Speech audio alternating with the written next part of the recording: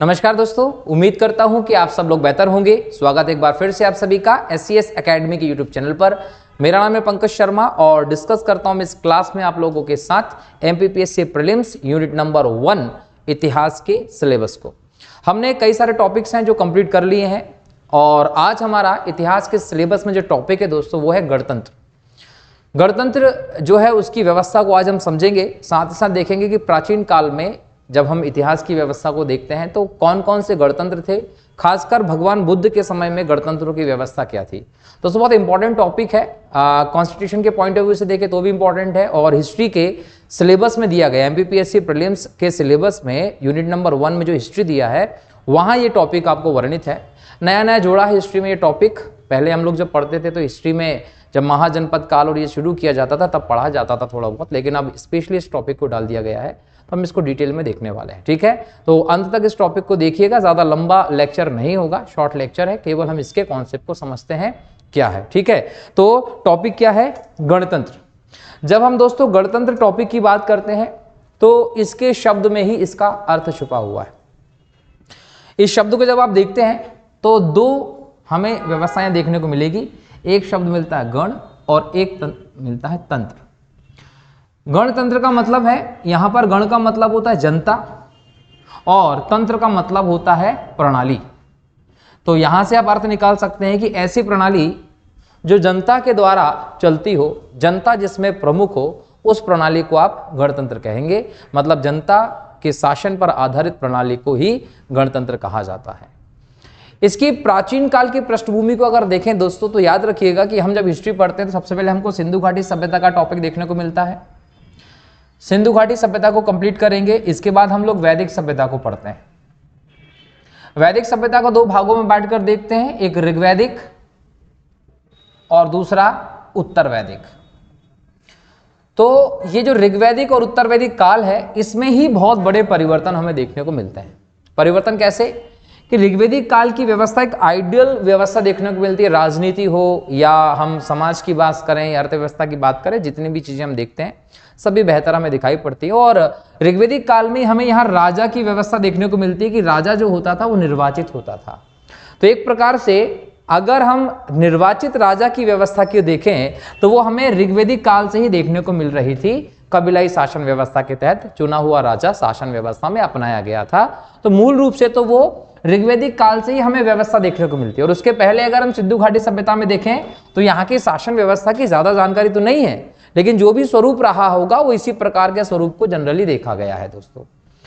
तो ऋग्वैदिक काल में राजा जो होता था वो ये माना जाता था कि निर्वाचित था और इस राजा पर सभा का, समिति का और विदत तीन संस्थाओं को नियंत्रण था, जिसमें खास तौर पर हम सभा समिति को देखते हैं, जिसको हमने पिछले लेक्चर में देखा भी दोस्तों। आप लोगों को समझ में आया होगा। जिन्होंने पिछला लेक्चर नहीं देखा है वो देखिएगा, सभा समिति का कॉन्सेप्ट हमने वहां डिटेल में डिस्कस किया है। तो सभा समिति को जब हमने देखा तो इसमें समिति जो थी इसका मुख्य काम होता था राजा का बनाना, राजा को चुनना और राजा को हटाना। ये समिति की दायित्व दिया गया था। तो इस समय तक हम ये बोल सकते हैं कि राजा जो है ना तो पूरी तरीके से संप्रभु है और ना ही राजा का पद निरंकुश है। ठीक है, इसका मतलब एक प्रकार से हमें यहाँ व्यवस्था ऐसी दिखाई पड़ रही थी जो निर्वाचित राजा को बताती थी। लेकिन जैसे हम उत्तर वैदिक काल में जाते हैं दोस्तों तो व्यवस्था में बहुत बदलाव होता है। जिस प्रकार की आइडियल सिचुएशन को हम ऋग्वैदिक काल में देखते हैं वो सब गड़बड़ती होती दिखाई पड़ती है। समाज का स्तर हो, अनुष्ठानों का बढ़ जाना हो, ये सारी चीजें हमें उत्तर वैदिक काल में देखने को मिली। और इसी में राजनीतिक व्यवस्था को भी लिया जाता है।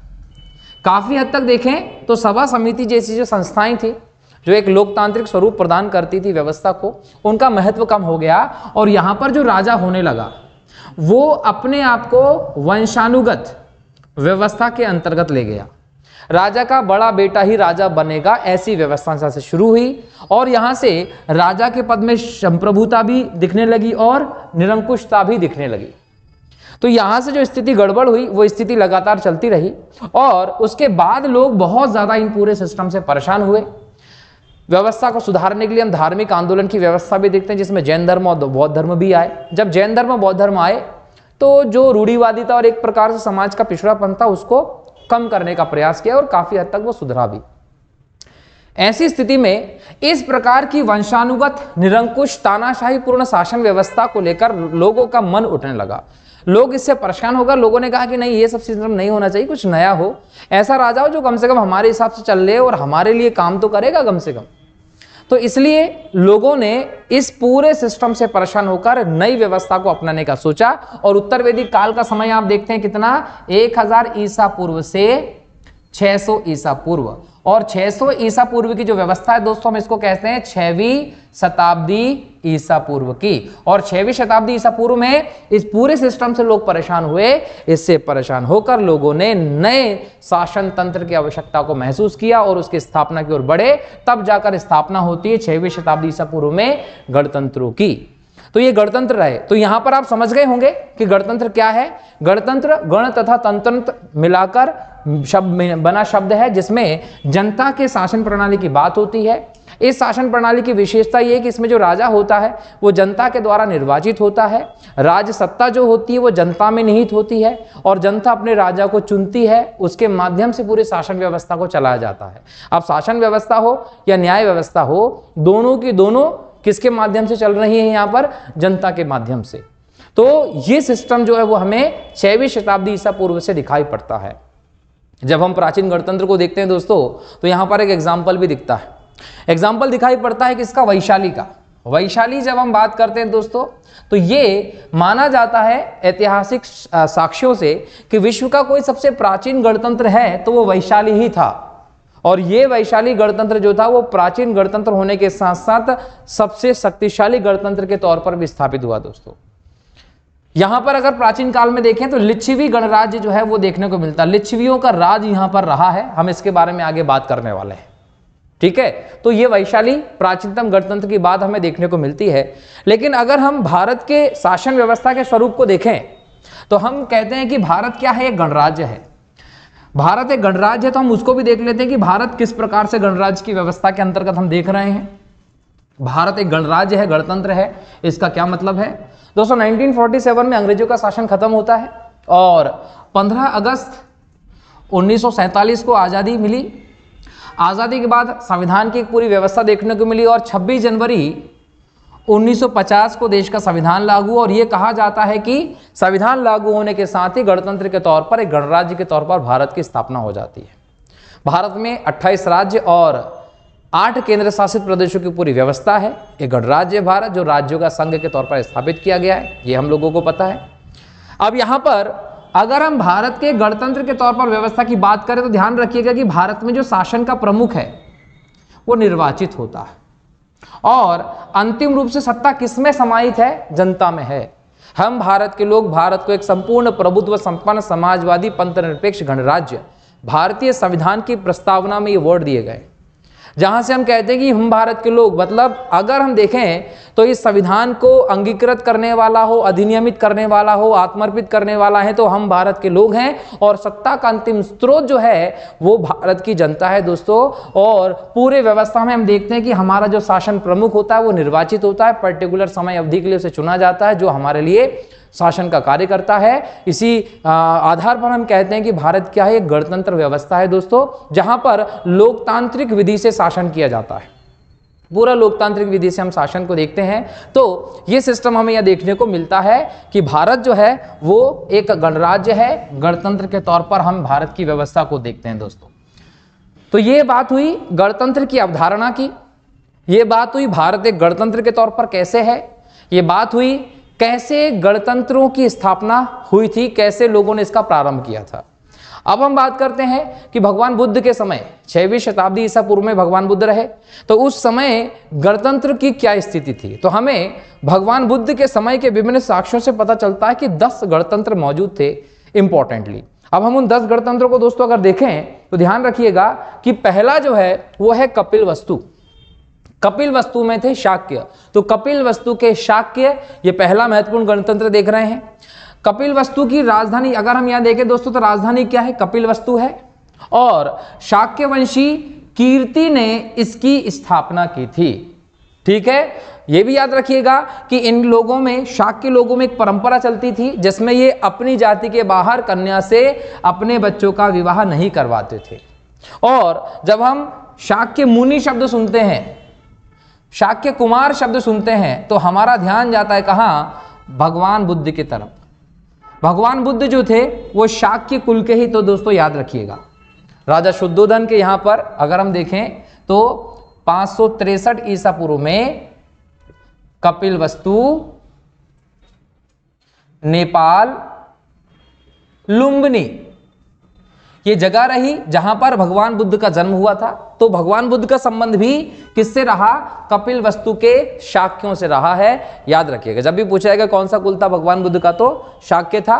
तो ये बहुत फेमस रहा है दोस्तों शाक्य, ठीक है। और इसकी राजधानी कपिलवस्तु थी, ये भी आप लोगों को ध्यान रखना है। भगवान बुद्ध का संबंध इनसे ही था। एग्जाम में क्वेश्चन पूछेगा किस गणतंत्र से भारत का संबंध था? भगवान बुद्ध का संबंध था, तो याद रखिएगा शाक्य। अब नेक्स्ट अगर हम जाएं दोस्तों तो याद रखिएगा, नेक्स्ट है आपका सुमसुमारा के भाग। सुमसुमारा एक दूसरा हम लोगों को व्यवस्था देखने को मिलती है। और ये सुमसुमारा कहां था? तो वर्तमान में जो मिर्जापुर है दोस्तों, चुनारगढ़ का क्षेत्र, मिर्जापुर जिला जो है वो क्षेत्र सुमसुमारा के नाम से जाना जाता था। नेक्स्ट देखें दोस्तों तो ध्यान रखिएगा, अगला है आपका अलकप के बुली। अलकप के बुली, बुली जो है इसकी राजधानी क्या थी दोस्तों? बेतिया, जिसको आप वेट द्वीप के नाम से आप जानते हैं। बिहार प्रांत के शाहाबाद, आरा और मुजफ्फरपुर जिला का जो क्षेत्र है वो दोस्तों अलकप के बुलियों का क्षेत्र के तौर पर फेमस था। एक इंपॉर्टेंट गणतंत्र के तौर पर आप इसे देखते हैं प्राचीन काल में। अगला हम बात करें दोस्तों तो नेक्स्ट है आपका केशपुत्र के कलाम। कलामों का भी एक इंपॉर्टेंट यहां पर रोल रहा है। केशपुत्र जो है दोस्तों, इनका संबंध यह माना जाता है कि पांचाल क्षेत्र से रहा। पांचाली द्रौपदी आप लोग जानते हैं, उसी क्षेत्र से इनका संबंध था। और आप लोग अगर देखें आलार कलाम, आलार कलाम भगवान बुद्ध ने जब गृह त्याग किया, बुद्ध ने गृह त्याग किया, बुद्ध के गृह त्याग को क्या कहा जाता था दोस्तों? तो महाभिनिष्क्रमण। महाभिनिष्क्रमण क्या है? बुद्ध के गृह त्याग को आप महाभिनिष्क्रमण कहते हैं, ठीक है। और आप घोड़े को इसका चिन्ह भी मानते हैं। तो महाभिनिष्क्रमण जब बुद्ध का हुआ, कितने समय में हुआ था? तो याद रखिएगा 29 वर्ष की उम्र में हुआ था, जबकि 35 साल की उम्र में 6 वर्ष तपस्या के बाद इन्हें संबोधि की प्राप्ति हुई थी। याद रखिएगा ज्ञान प्राप्त हुआ था पीपल के वृक्ष के नीचे, जैसे हम बोधि वृक्ष के नाम से जानते हैं। तो जब बुद्ध ने गृह त्याग किया दोस्तों 29 साल की उम्र में, तो आलार कलाम से इन्होंने सांख्य दर्शन की दीक्षा ली थी। तो ये बोल सकते हैं कि भगवान बुद्ध के गुरु के तौर पर कलाम जाने जाते थे, जिनका संबंध केशपुत्र है से दोस्तों, ठीक है। तो यहां पर हम लोगों ने कलामों को देखा। इसके बाद नेक्स्ट अगर बात करें तो नेक्स्ट जो है आपका वो है दोस्तों समग्राम के कोलीय। समग्राम के कोली की जब बात करते इनकी राजधानी रामग्राम थी। वर्तमान जो गोरखपुर है, योगी आदित्यनाथ का क्षेत्र यूपी में, वहां दोस्तों आप देखिएगा कि कोलीय रहते थे और इनकी पुलिस शक्ति सबसे बेहतर थी।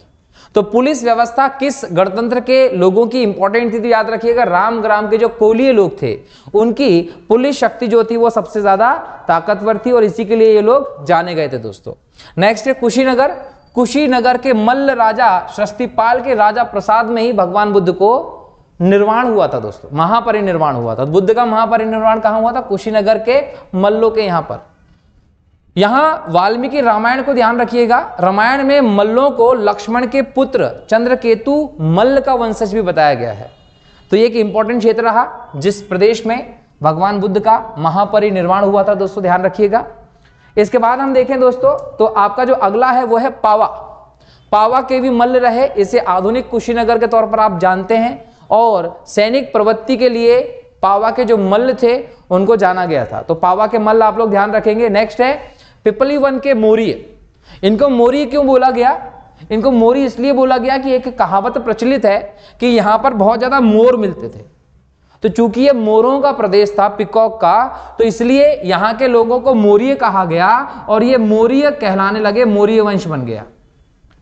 और मौर्य वंश जो है यहीं से निकलता है क्या दोस्तों? चंद्रगुप्त मौर्य। तो चंद्रगुप्त मौर्य का जो संबंध रहा है दोस्तों वो इन मौर्य से ही रहा है, जो इस पिपली वन के मौर्य के तौर पर दोस्तों एक गणतंत्र के तौर पर फेमस थे। तो ये भी एक इंपॉर्टेंट क्षेत्र दिखाई पड़ता उस समय का। इसके बाद हम देखें दोस्तों तो हम लोगों को पता चलता है कि वैशाली, देखिए मैंने पहले ही कहा कि वैशाली जो है वहां के लिच्ची भी बहुत फेमस थे। और ये पूरी दुनिया के इतिहास में सबसे पुराने गणतंत्र के तौर पर जाना जाता है। पूरी दुनिया के इतिहास में, पौराणिक इतिहास से हमको पता चलता है कि सबसे ताकतवर गणतंत्र भी यही रहा था। बिंबिसार की बात करें तो यहां उन्होंने वैवाहिक संबंध स्थापित करके इसके साथ दोस्ती की थी। हालांकि अजातशत्रु ने वैशाली पर, अपने ननिहाल पर आक्रमण कर दिया था। हम जब प्राचीन भारत के राजवंशों को पढ़ेंगे तो वहां इसकी पूरी कहानी बताऊंगा, लेकिन अजातशत्रु ने यहां पर आक्रमण किया। महावीर स्वामी का संबंध भी इनसे रहा है दोस्तों। तो कैसे रहा देखें तो लिच्छवी जो है दोस्तों, यहां पर वज्जी संघ चलता था और इनमें सबसे प्रमुख लिच्छवी थे। राजधानी क्या थी? वैशाली, जो आज मुजफ्फरपुर के क्षेत्र को हम बोलते हैं। लिच्छवियों में जो इंपॉर्टेंट राजा रहे दोस्तों वो चेटक रहे हैं, और चेटक की पुत्री जो थी दोस्तों, याद रखिएगा कि अगर हम देखें चेटक की पुत्री, उसका नाम था चेलना, और इसका विवाह होता है किसके साथ? बिंबिसार के साथ। बिंबिसार कौन है? बिंबिसार वो व्यक्ति जिसने 544 बीसी में मगध में सबसे प्राचीन राजवंश की स्थापना की थी, जिसको हम हर्यक वंश के नाम से जानते हैं। तो हर्यक वंश का संस्थापक बिंबिसार था। लगभग 52 साल तक शासन किया था बिंबिसार ने, और अपने शासन के दौरान बिंबिसार ने वैवाहिक संबंधों की नीति को इंपॉर्टेंस दिया था। बिंबिसार ने 3 इंपॉर्टेंट शादियां की थी। एक मध्य प्रदेश पंजाब की राजकुमारी थी क्षेमा, दूसरा कौशल नरेश प्रसेनजीत की बहन थी महाकौशला, और तीसरी शादी जो थी वो चेलना से दिखाई पड़ती है, जो लिच्छवी राजकुमारी थी, चेटक की पुत्री थी, याद रखिएगा। तो यहां पर किसकी शादी हो गई? चेलना की, और चेलना से ही बाद में एक पुत्र प्राप्त होता है जिसका नाम था अजातशत्रु। तो अजातशत्रु बिंबिसार और चेलना का पुत्र था दोस्तों। तो बिंबिसार की पुरानी जड़ें यहां संबंधित थी। इसके अलावा यहां याद रखिएगा कि महावीर स्वामी की माता त्रिशला इसकी बहन थी। तो महावीर स्वामी के परिवार से भी लिच्छवी का संबंध रहा है, और इसका संबंध जो है वो बिंबिसार के राजवंश से भी रहा है। एक प्राचीन और शक्तिशाली गणतंत्र के तौर पर रहा। ठीक है, इसका मतलब हम ये बोल सकते हैं कि चेलना का बेटा अजातशत्रु था, तो चेलना के पापा अजातशत्रु के नाना हुए। तो अजातशत्रु ने संबंधों की अवहेलना करते हुए अपने ननिहाल पर आक्रमण कर दिया। और एक और चीज याद रखिएगा कि जब अजातशत्रु ने यहां पर आक्रमण किया था तो 2 नए हथियारों का प्रयोग किया था, महाशिला कंटक और रथ मूसल। तो ये एग्जाम में यहां से क्वेश्चंस जो होते हैं वो पूछे जा सकते हैं, ये ध्यान रखिएगा। तो ये पूरा के पूरा जो सिस्टम देखा हम लोगों ने, किसका देखा? गणतंत्रों का। एक और इंपॉर्टेंट गणतंत्र है मिथिला।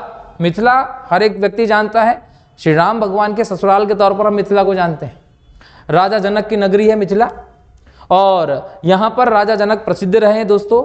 इसके अलावा इसकी राजधानी मिथिला थी, और वर्तमान में हम इसको जनकपुर के नाम से जानते हैं। इस पूरे प्रदेश को इंपॉर्टेंटली एक पर्यटन क्षेत्र के तौर पर वर्तमान सरकार अपडेट भी कर रही है। तो ऐसे में इस पूरे क्षेत्र को आप लोगों को अच्छे से पढ़ने की जरूरत है, ध्यान रखने की जरूरत है। ठीक है दोस्तों, तो आज के इस लेक्चर में हमने बुद्ध के समय के 10 गणतंत्रों को भी देखा, गणतंत्र की अवधारणा क्या है उसको भी देखा, दुनिया का सबसे प्राचीनतम गणतंत्र कौन सा है वो भी हम लोगों ने देखा, इसकी शासन प्रणाली किस प्रकार की होती है उसको भी हम लोगों ने सीखा, साथ ही साथ भारत एक गणतंत्र के तौर पर किस प्रकार से स्थापित हो हमने वो भी सीखा। अगले लेक्चर में दोस्तों फिर नए इंपॉर्टेंट टॉपिक्स पर डिस्कस करूंगा जो MPPSC prelim syllabus unit number 1 से संबंधित होंगे इतिहास के। तब तक के लिए बहुत बहुत शुक्रिया दोस्तों। जय हिंद, जय भारत, वंदे मातरम, जय श्री राम।